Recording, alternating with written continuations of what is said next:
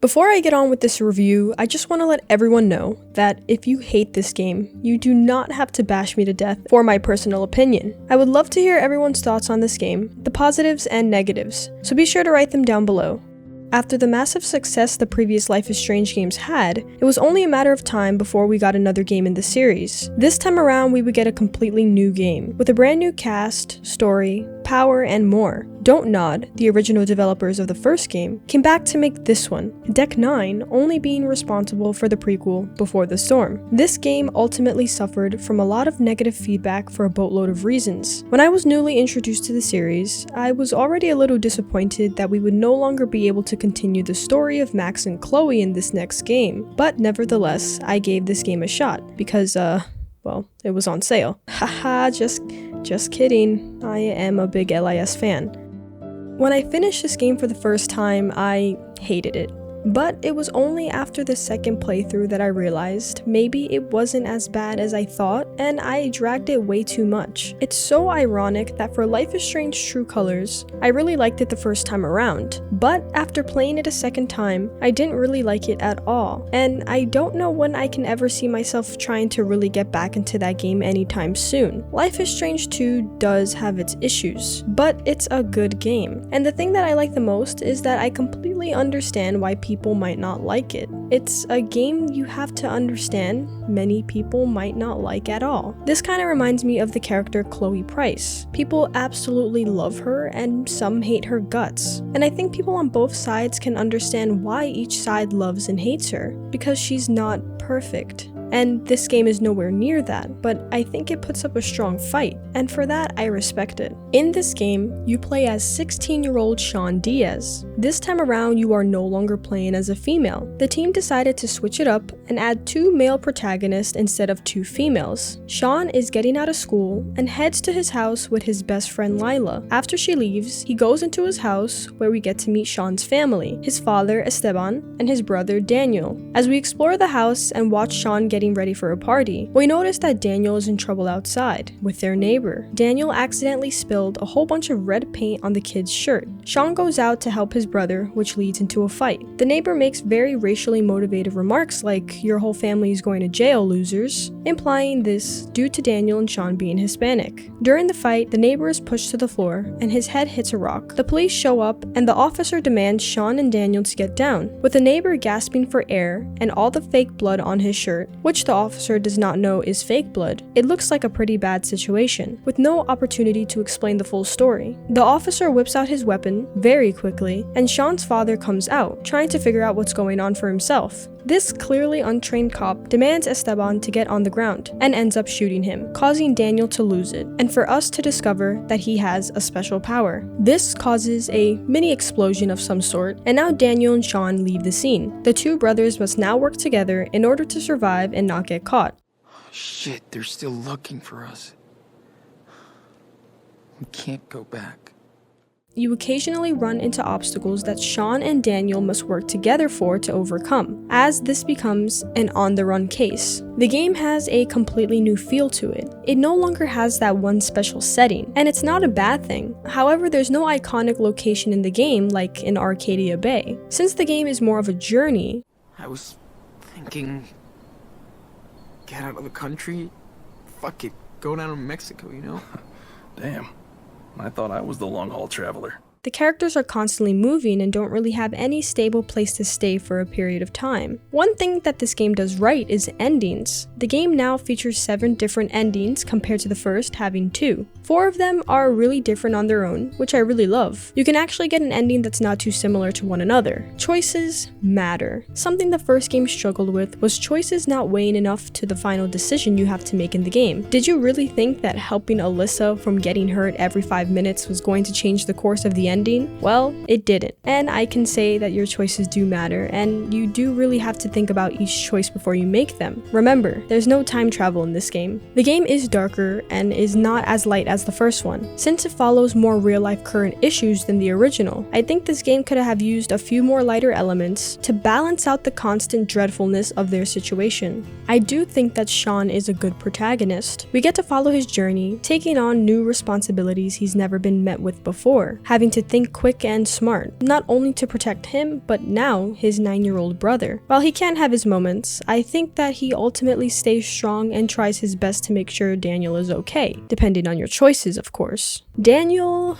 annoyed me, and because of that, I only realized at the end how much I really mistreated him as a little brother. Sean was Daniel's mentor, and as the player, I didn't give him as much attention as he needed being so young, especially after meeting Finn and Cassidy. During the story, you can see Sean getting sort of jealous for Daniel spending too much time with some people they meet on the road, and because of this, the player would neglect Daniel in some cases because of his reckless choices, like trying to show off his secret powers. Things like this really change your endings, and it made me really think about my choices when I played it a second time. I can't say that during my second run through I did like Daniel a little more. He became tolerable after a while. There were much better side characters. A lot of side characters were introduced, however not many of them were explored to their full potential, and by many I mean like 90% of them. A free DLC was released called The Awesome Adventures of Captain Spirit, which was for one of the side characters in the game. It definitely gave a ton of depth to Chris's character, since we only see him for such a short amount of time in the game. The other characters that stood out to me were Finn and Cassidy. These are two characters you meet while you're on the run, and take shelter with them and their group. These are also your love interest for Sean. I think that the team did a really great job on making these characters really likable and fitting given the setting. They're really chill, and they even get Sean and Daniel a job cutting weed, which does not end so well. You get to spend the most time with these characters in episode 3, but then that's about it. Brody is an excellent character who doesn't overstay his visit and still manages to be a solid character. Claire and Steven were also a nice touch to the story, being the mother and father of the Diaz brothers' mother Karen. While they did all they could in the situation they were in, I would have loved to have seen more of them. The graphics this time around are really nice. They are way more advanced with beautiful looking environments and better facial expressions and capture. I think they really nailed it in that section. The two big Easter eggs in this game are a nice touch. In episode 1 they mention Arcadia Bay, and whether it was wiped away or not, depending on which ending you choose in the first game. I think this Easter egg was definitely added here to give more people some hope that they'd see returning characters in the rest of the game. And, well, the second Easter egg does just that. Mr. David Madsen. Now look, I know David's a hard ass, but I think he's a very misunderstood character, and I really like the conversation that he has with Sean in this sequence. He gets to talk about his past and some things that he wishes he could have done differently. I think this gave Madsen a bigger chance to redeem himself as a character many people didn't like. Depending on your choice, you also get to hear a conversation with him talking to Chloe, implying that their relationship is now really good. The music is honestly so good. Now of course, the first game's soundtrack is amazing, but I think this game's soundtrack is just as good. True Colors' soundtrack was bad. I do not remember one song, nor was I interested in downloading any. This game had some great tunes on it, like Bank It, Death with Dignity, and Natalie. Those are few off the top of my head, but overall, I think all the music placements were great in this game, and it honestly helped make the journey a more memorable experience. The game does not shy away from the uncomfortable plot and reality that some people have to go through. And I don't think it's so much about the plot that people have problems with, but how the politics are handled in a sense. The game tries too hard to push certain things to make the story feel current. In some aspects, it feels too forced or unrealistic. However, this goes to show you that Dontnod wants to tell a story, and one they don't care might get hit back with criticism. The game discusses many topics that aren't usually shown in games, and brings lights to topics that need more awareness.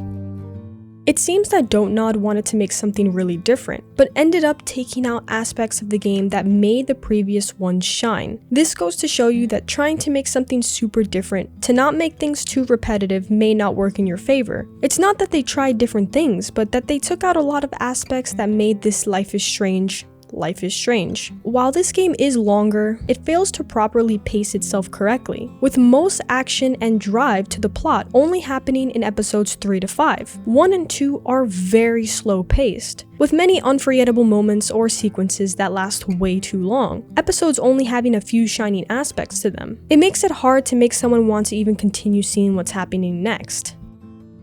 The gameplay. There is really no sort of intense gameplay whatsoever. The game is simply a walking simulator. At least in the first Life is Strange, you had an actual power to make the game more interactive. And don't talk about Before the Storm, because no, I'm sure not many people cared for powers. They wanted to see all of the missing pieces from the original story. I wish that more could have been done to make the gameplay a little more interactive with the player, making the story interesting to watch as well as the gameplay. The lack of magic/power is really a bummer. Since you are no longer in control of the magic aspect, I feel that it wasn't really used as much whatsoever and was a side aspect of the narrative as a whole. I think they missed the mark on finding that portion of the game to be more interesting and interactive, especially furthering the bond between these two brothers. Because the game has multiple endings and choices do matter, it's a game that does have some replay value, but with the pacing, it might be hard for a regular player to get back into a second time. Unbalanced romance options. The team barely spent any time on Finn and Sean's relationship and prioritized the Sean and Cassidy relationship. Look, I mean, if you're gonna offer 2 different romance options, at least make them somewhat equal so one isn't extremely underwhelming. An unused side character was Lila. I actually forgot about her when I was writing this review because of how small of a role she played, considering that she was Sean's best friend. Now, I know that they were on the run, but there was really nothing that came up about her depending on what ending you got. I think that there were too many side characters presented in this story that were given time to develop but couldn't stand a chance because in the story you're constantly moving. It's pretty believable that you might never run into these characters again in the story, as you only get farther away. The giant plot change. The story was no longer any sort of mystery. While the game had a few twists and turns, one being separated from Daniel and him getting close to God, honestly being something I never expected, and Sean reuniting with his mom to help get Daniel back. I can't help but miss having that stable setting. The iconic campus and junkyard are things I like to associate with the series. Another reason why this game is longer is because Sean does not have any powers. A lot of time spent in the first LIS is going back and forth through time, giving the game a few more hours for you just having to use the powers. Since you're no longer in control of the powers this time around, they're more or so scripted. Many sequences are now much longer. Like other games and other franchises, I think this game only sold because of its name. While it does have similarities to the first game, if it wasn't part of the Life is Strange series, like Tell Me Why, who knows, maybe it would have been more respected. The lack of relatability between characters. It loses the spark that the original game had, that so many people related to. Many players could relate to reuniting with an old friend and trying to build a broken friendship. Since friendship is a very big aspect in people's lives, players from anywhere could probably enjoy the story of Max and Chloe. Many people cannot relate to all the topics presented in this story though. Creating a game as good as Life is Strange, it was always going to be hard to compete with, and that caused this game to have an extremely mixed bag of reviews. Because of this highly controversial game, like I said before, I'd love to hear all your opinions on why the game worked or didn't work for you, and if you can honestly see yourself trying or playing this game again. Be sure to write your comments down below, and hopefully I will see you soon. Peace.